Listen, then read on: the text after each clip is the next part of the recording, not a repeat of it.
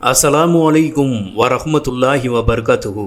அருமை சகோதர சகோதரிகளே, அல்லாஹ்வின் நல்லடியார்களே, நாம் இறந்ததற்கு பிறகு மண்ணறையிலே வானவர்கள் கேட்கக்கூடிய கேள்விகள் எப்படி இருக்கும்?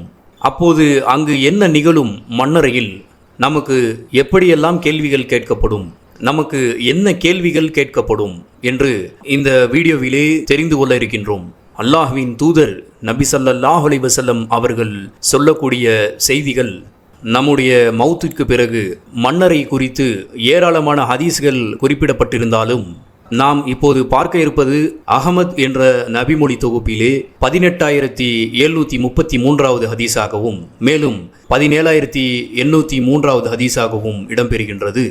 அல்லாஹ்வின் தூதர் நபி ஸல்லல்லாஹு அலைஹி வஸல்லம் அவர்கள் கூறினார்கள், மண்ணறையிலே 2 வானவர்கள் மண்ணறைக்கு வருகை தந்து அங்கே இருக்கக்கூடியவரை அவரை எழச் செய்து அமர வைப்பார்கள். அவர்கள் அந்த அடியானை நோக்கி, உன்னுடைய இறைவன் யார் என்று கேட்பார்கள்.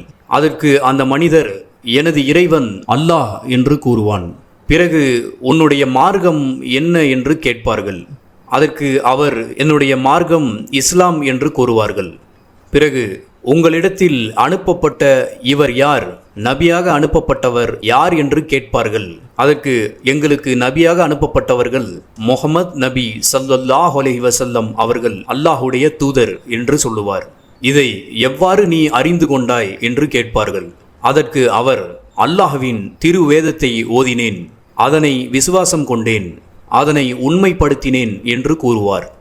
எனது அடியான் உண்மை கூறிவிட்டான், அவனுக்காக சொர்க்கத்தின் விரிப்புகளை விரித்து விடுங்கள், சொர்க்கத்தின் ஒரு கதவை அவனுக்காக திறந்து விடுங்கள் என்று அல்லாஹ் ரப்புல் ஆலமீன் கூறுவான் ஒரு வானவரிடம். அந்த வானவர் அங்கிருந்து வருகை புரிந்து மண்ணறைக்கு வருவார். அங்கே இருக்கக்கூடிய 2 மலக்குமார்களிடம் அவருடைய கண் பார்வை எட்டும் அளவுக்கு அவருடைய இந்த கபூரை விசாலமாக்குங்கள் என்று கூறப்பட்டு, அப்போது நறுமணம் கமல அழகிய ஆடை அணிந்து வசீகரமான தோற்றத்துடன் ஒரு மனிதர் அவரிடம் வருவார்.